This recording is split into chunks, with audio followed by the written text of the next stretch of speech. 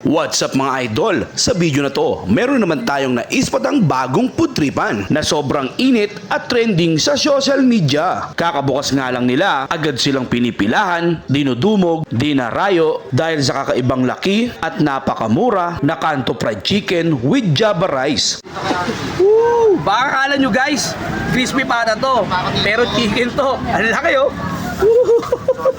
At eto pala ang kanilang menu, post nyo na lang para makapili kayo. At sa mga manok nila, good quality at talaga namang naka-timer pa ito bago nila hanguin.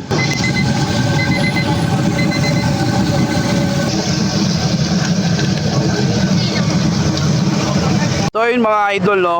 Chicken nila rito, 87 pesos. Meron ka ng Java Rice. Grabe, kita nyo naman yan.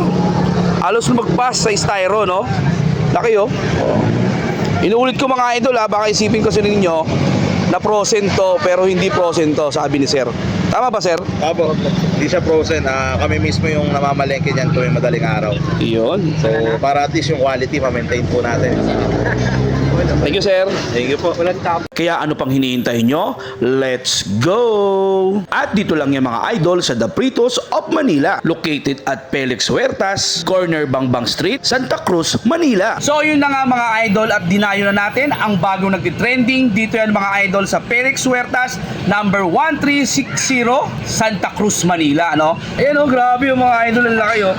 Walang halong biro mga idol. Napakalaki ng chicken nila rito. For only 87 pesos, meron ka ng malaking chicken at syempre yung kanilang Java Rice, no? Tikman na natin mga idol. Oh, grabe, oh. Mainit-init pa mga idol. Kita niyo, umuusok pa.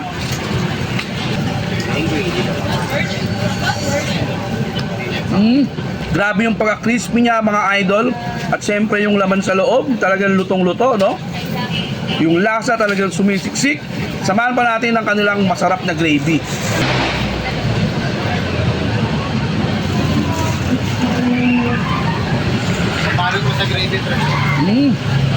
Panalo. Try naman natin ng may rice.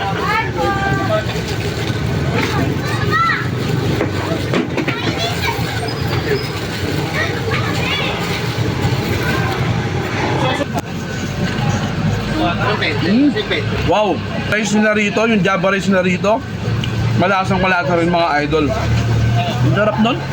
Para mapapa-exercise ka rito, no? Try natin suka.